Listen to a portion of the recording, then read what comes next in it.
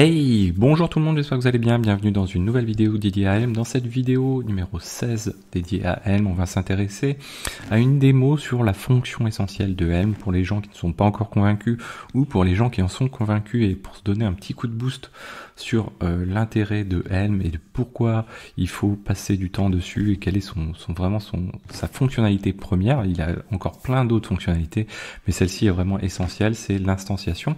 Et pour ça, on va faire un petit exemple très simple, sans Helm, et on va le convertir en chart Helm, et vous allez voir l'intérêt à la fin de cette vidéo. Alors, pour cet exemple, ce qu'on va faire, on va prendre un deployment basé sur Nginx, et ce Nginx, il va servir une page index.html, donc qui est par défaut la page par défaut de Nginx, mais on va lui charger, on va lui monter une config map qui va dedans remplacer le contenu de cette page HTML par quelque chose de plus personnel. On va placer un service devant ces pods Nginx de manière à pouvoir accéder à ces pods et pouvoir joindre ces pods assez facilement. Et on va utiliser un ingress pour notre ingress controller qui est Nginx, qui est sur notre cluster cube qu'on a installé. Je vous invite vraiment à aller voir la playlist qui est dédiée au cluster cube et Vagrant.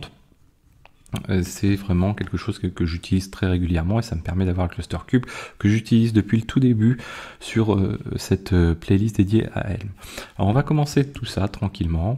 Donc première chose, on va s'intéresser au deployment.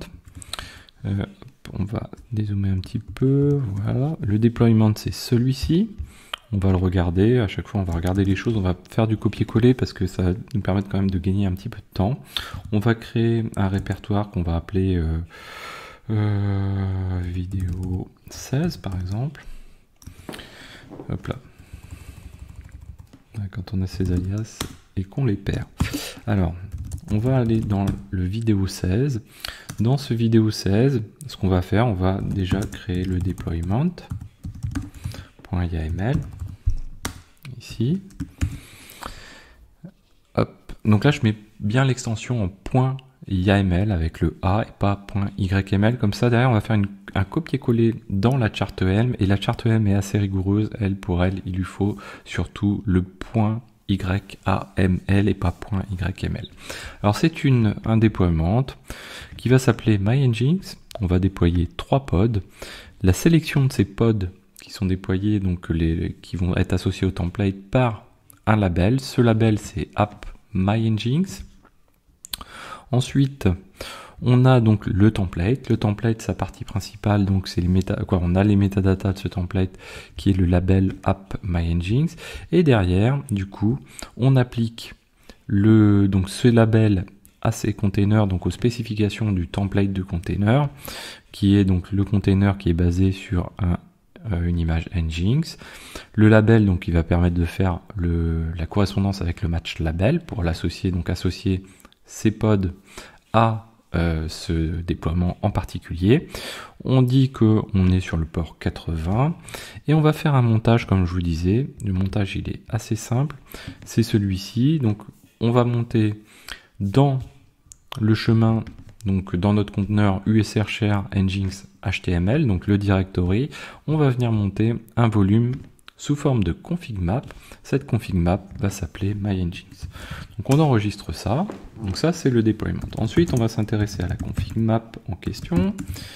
Config map.yml. On va venir recopier de la même manière les choses. Voilà.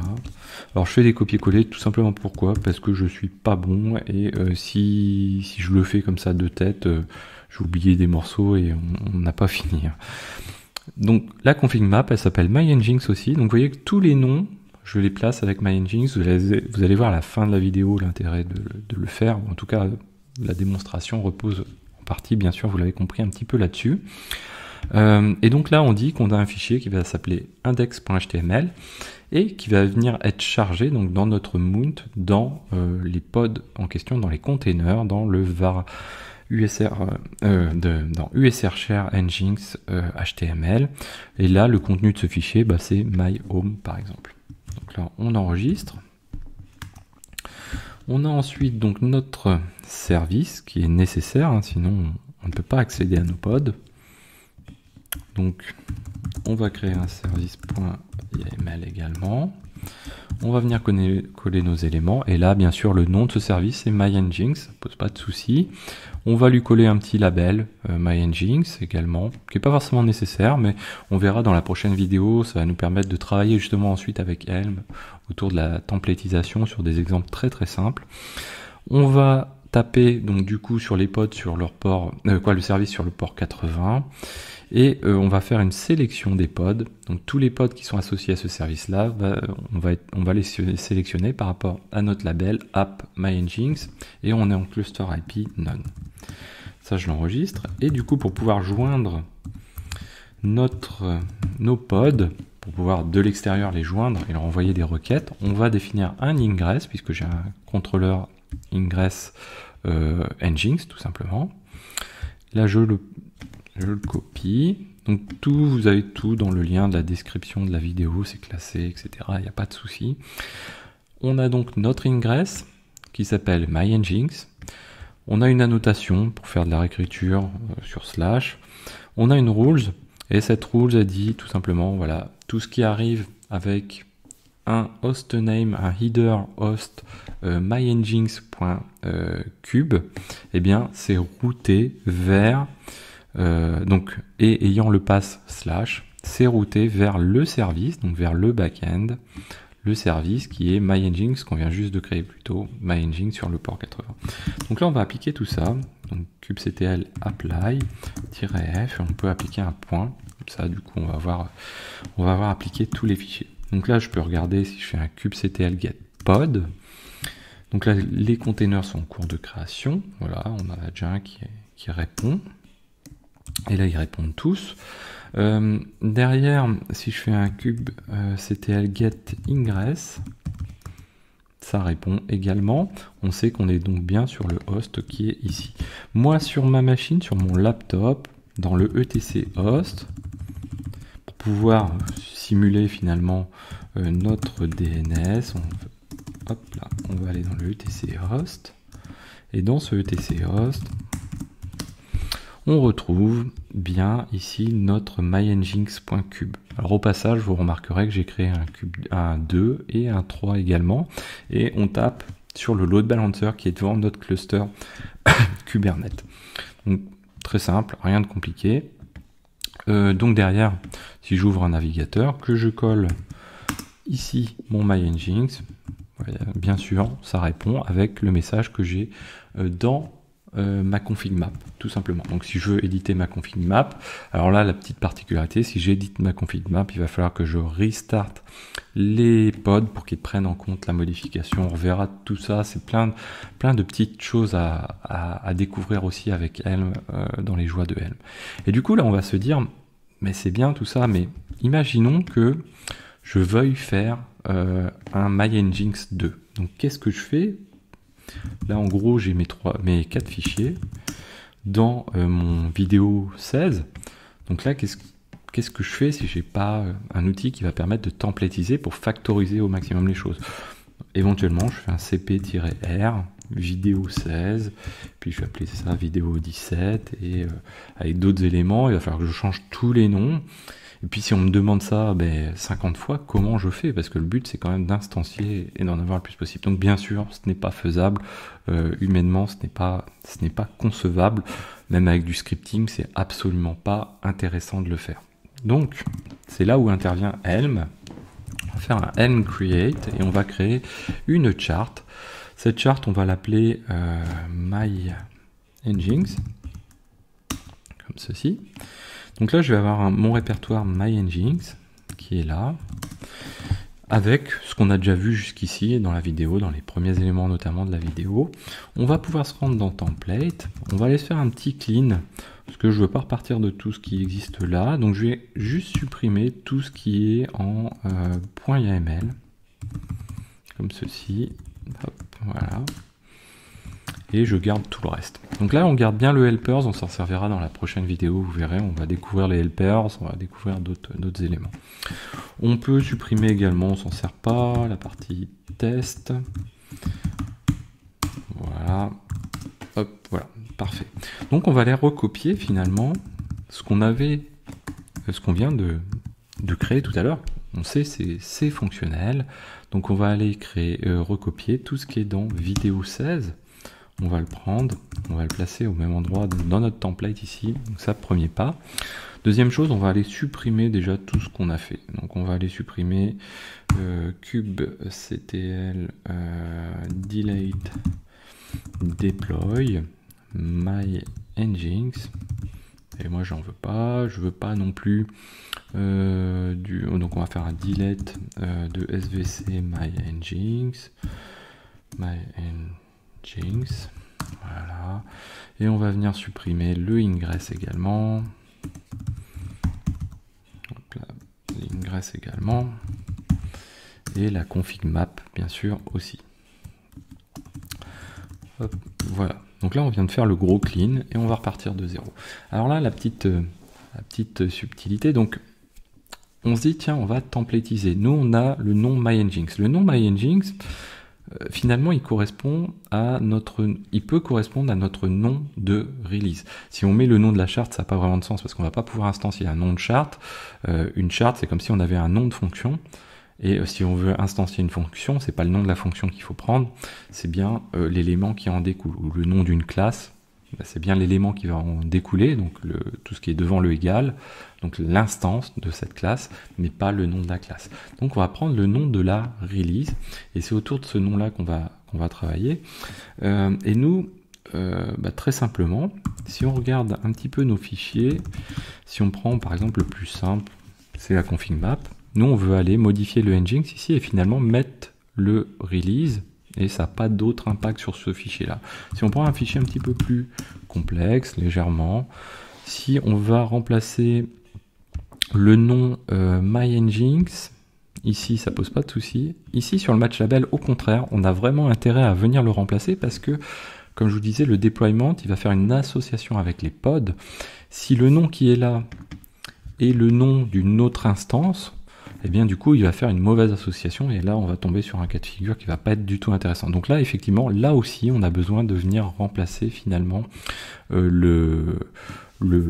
le nom de la release name et idem sur le nom du container. Donc finalement ça va être un bon moyen de faire ça.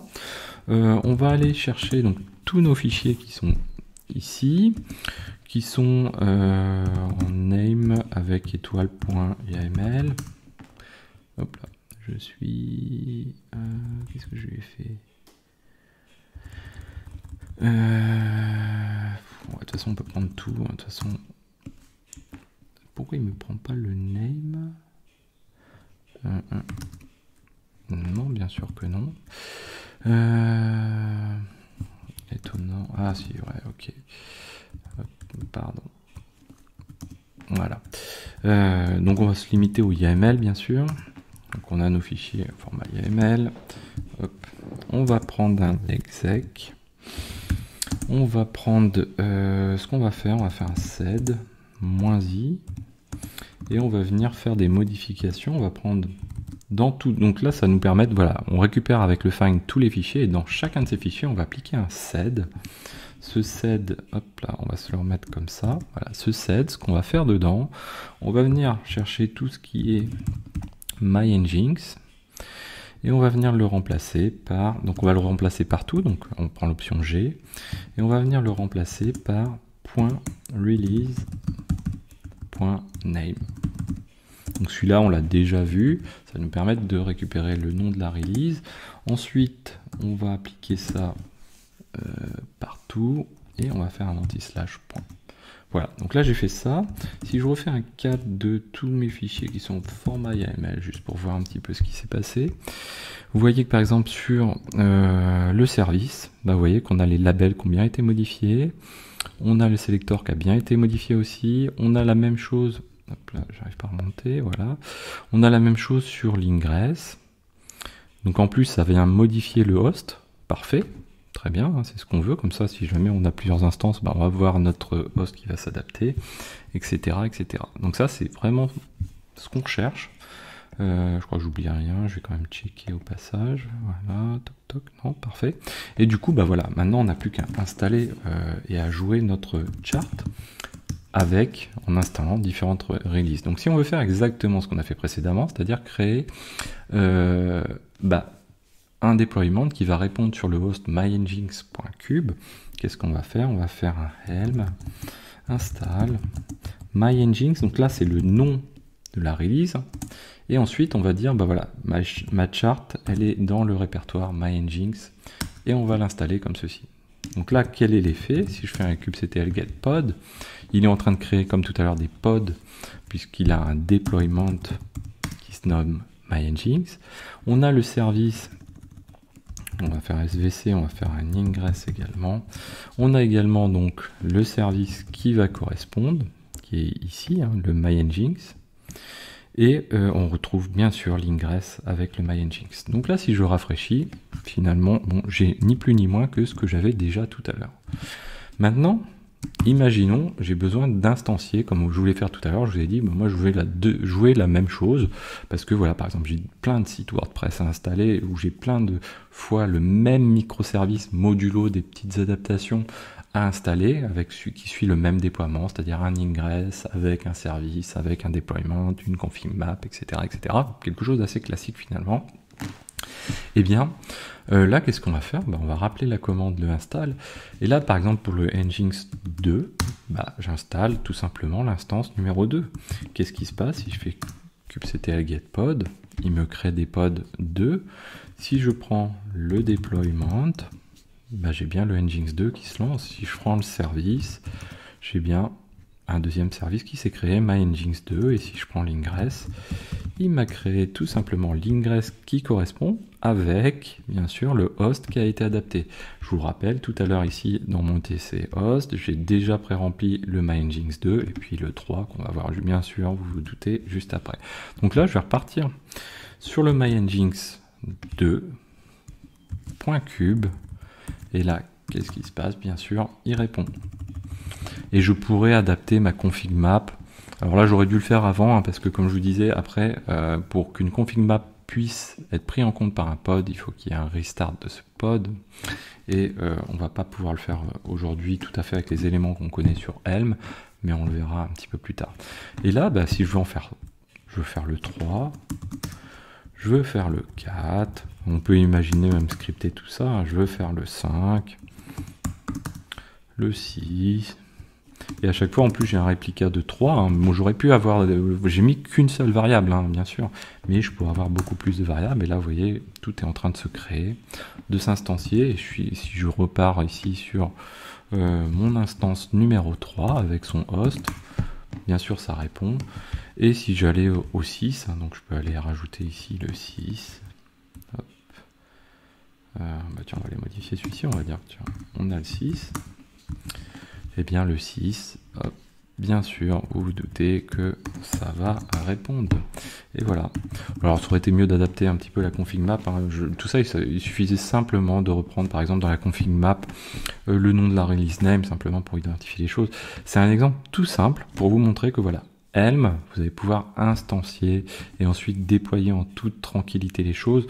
Éventuellement, ça permet aussi au sein des équipes de répartir les rôles, des gens qui vont être plus là pour faire du run, c'est-à-dire de lancer ces instances, tel qu'on vient le faire. Alors on verra plus tard l'automatisation autour de Helm, et puis des gens qui vont créer plutôt, qui vont être sur du build, donc qui vont créer de la charte, faire évoluer les charts, en prenant en compte les besoins, etc. etc. Et donc là, c'est vraiment une capacité de pouvoir ensuite répartir les rôles, s'organiser pour être encore plus compétitif, encore plus efficace pour faire les choses. Voilà, donc j'espère que cette vidéo vous a plu. N'hésitez pas à la partager, à mettre des pouces bleus, à commenter. N'hésitez pas à vous abonner pour ne pas manquer les prochaines vidéos. Et moi, je vous dis à très bientôt sur Xavki.